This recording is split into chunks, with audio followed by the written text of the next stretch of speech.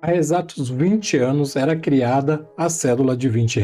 Mas o que era possível comprar com apenas uma cédula que traz o nosso famoso mico-leão dourado estampado quando ela foi lançada lá em 2002? E principalmente, o que é possível comprar hoje com apenas R$ 20?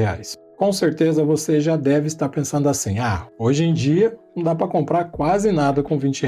Se você pensa assim ou tem essa percepção, você está correto. A economia do país era outra e dá para comprar uma quantidade razoável de coisas no mercado com apenas uma nota de R$ 20.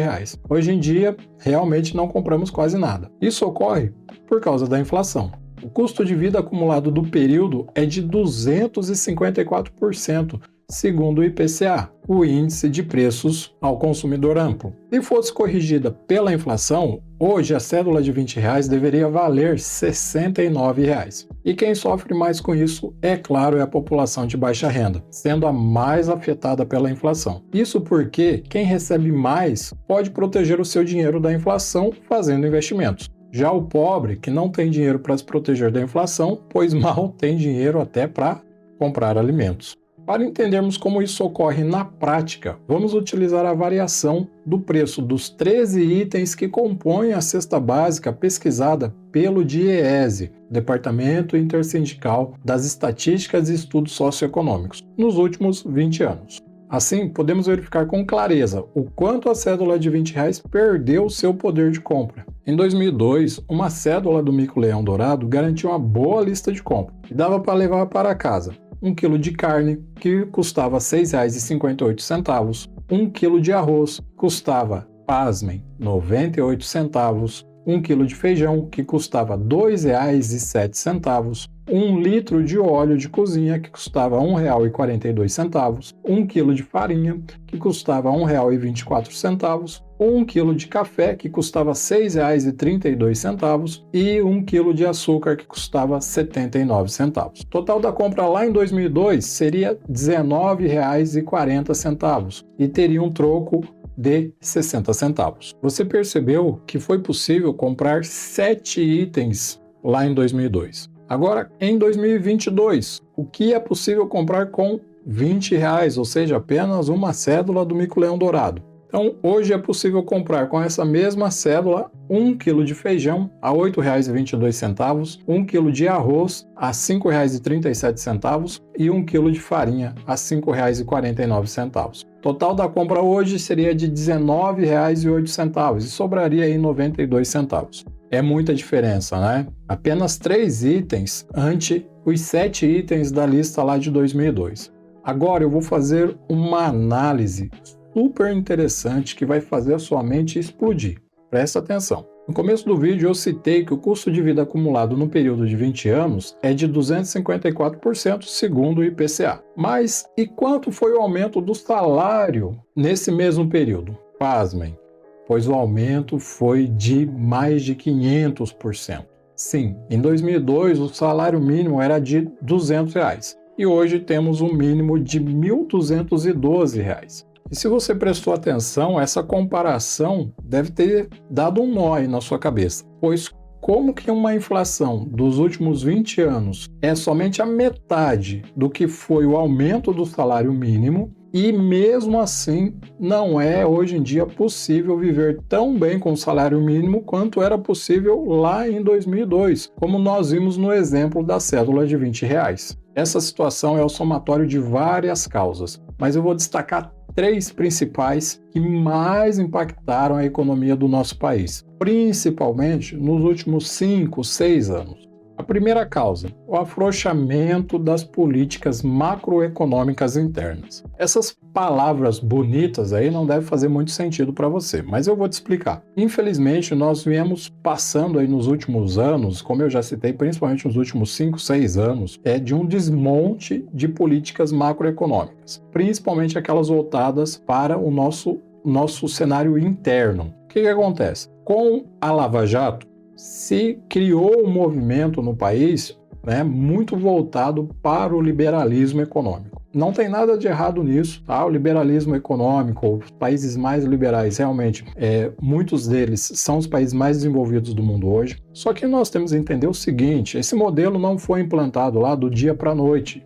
Esse modelo foi implantado por séculos, né? Está sendo desenvolvido, está sendo aprimorado por séculos. Não foi do dia para a noite. Então nós, que somos um país que sofremos para crescer, sofremos para nos desenvolver, não adianta a gente querer implantar aqui as mesmas políticas do Japão, da Coreia do Sul ou dos Estados Unidos no tempo que eles implantaram. Primeiro, somos um outro país totalmente diferente, culturalmente falando, a formação do nosso país é totalmente diferente da deles. A nossa vocação econômica é totalmente diferente desses outros países. Então, portanto, um modelo que deu certo num país não necessariamente vai dar certo no outro. E, infelizmente, nós vimos aí, ao invés do Brasil tentar conquistar, criar um modelo próprio de desenvolvimento econômico, assim como a China fez, por exemplo, nós ainda insistimos em tentar copiar o liberalismo econômico das grandes potências econômicas atuais, né? Principalmente Estados Unidos, a Europa Ocidental e o Japão, por exemplo. Agora, um pouco mais a China, mas ainda assim o modelo chinês não se aplica a nós, ou seja, nenhum desses modelos se aplica a nós. E nós vimos muitas pessoas defendendo, né? Inclusive pessoas aí que estão no governo ou que passaram pelo governo nesse período, defendendo que nós devemos abrir o mercado, aplicar um liberalismo econômico na sua raiz. Isso é um grande erro, porque isso não funciona na prática. Na teoria é muito bonito, no livro é muito bonito, mas na prática isso não se torna viável. Por quê? Porque quando você tem um país extremamente centralizador de renda, como é o nosso país, onde a renda está na mão de poucas pessoas, ou seja, o mercado está na mão de poucas pessoas. Então esse liberalismo é um falso liberalismo porque está na mão de poucas pessoas. Você não tem o mesmo liberalismo implantado lá nos Estados Unidos, por exemplo, em que qualquer pessoa, independente da classe social, ela consegue ter condições mais iguais de concorrência para montar empresa, para estudar, para se preparar, para ser um esportista, para fazer o que quiser da vida. Enquanto que aqui no Brasil nós sabemos que isso não é verdade. Então isso que foi colocado aí nos últimos anos é para mascarar uma falsa ética no mercado, uma falsa liberação do mercado, porque na verdade o mercado ainda vai continuar na mão dos poucos. Na verdade, o que está acontecendo é que a gente está dando liberdade para menos pessoas e está colocando mais pessoas sobre as regras que agora não é mais o governo que dita, e sim esses grandes poderosos empresários, grandes, né, os donos dos recursos. Tá? Não estou pregando aqui socialismo no Brasil, pelo amor de Deus, não confunda uma coisa com a outra. Eu sou extremamente contra o socialismo, contra o comunismo, contra qualquer tipo dessa linha de pensamento, tá?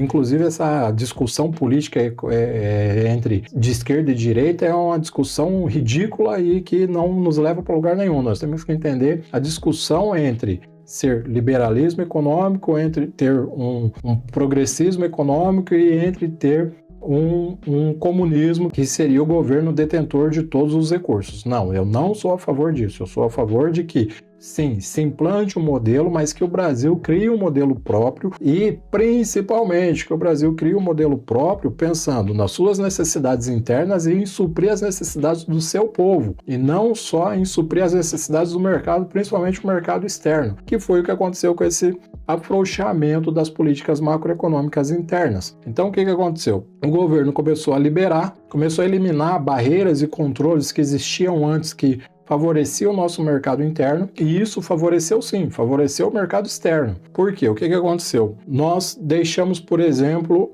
de ter estoques regulatórios. Então a gente tinha estoque de arroz, estoque de feijão, estoque de soja, estoque de trigo, tudo isso era controlado pela Conab, a Companhia Nacional de Abastecimento. E desde 2020 a gente praticamente não tem estoque regulatório nenhum. Então o governo deixou de ter o poder de controlar os preços para não deixar a inflação explodir e deixou isso na mão do mercado. O que o mercado fez? Foi lá e vendeu tudo para o mercado externo. Por isso que hoje a gente paga muito caro nos alimentos. Isso é um exemplo. A mesma coisa aconteceu com os combustíveis e em vários outros setores, ou seja, as políticas macroeconômicas internas simplesmente foram abandonadas e nós estamos pagando o preço por isso. Eu sou a favor do governo controlar ou ter uma influência muito grande no mercado? Claro que não. Só que eu também não sou a favor do governo deixar isso na mão de pessoas que não têm interesse em fortalecer o nosso país, que têm interesse em só ganhar dinheiro e vender isso lá, vender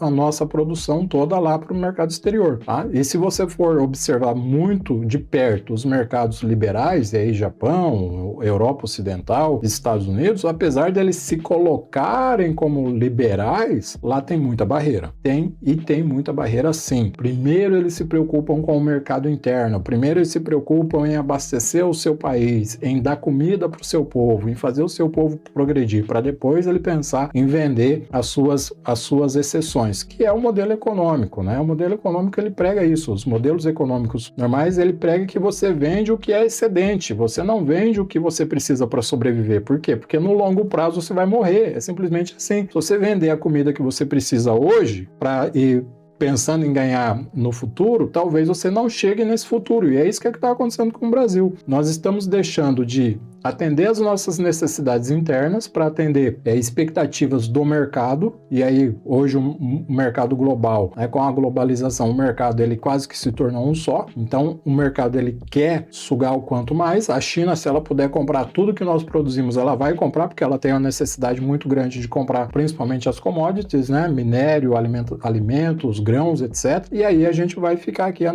ver navios. E aí, o que vai acontecer no futuro? Nós teremos grandes agropecuaristas bilionários, como já está ocorrendo no Brasil, e teremos a população passando fome, que também já está acontecendo. Então, esse afrouxamento da política macroeconômica interna, eu colocaria como a principal causa dessa situação aí da inflação no país e de os alimentos estarem tão caros no nosso país. O outro motivo, que é decorrente também do afrouxamento das políticas macroeconômicas, vem do afrouxamento das políticas cambiais e a indexação dos preços internos. E o que é isso? Mais palavra difícil aí. Então, vamos lá. Afrouxamento das políticas cambiais. Era comum até 2015, 2016, a gente vê quase que diariamente a cotação do dólar e o apresentador ir lá e falar assim, olha, o Banco Central realizou venda de dólar no mercado à vista. O Banco Central realizou compra de dólar no mercado à vista. Para que isso? Para controlar a taxa de câmbio. É o que nós chamamos, na economia, de flutuação suja, ou seja, que o Banco Central ele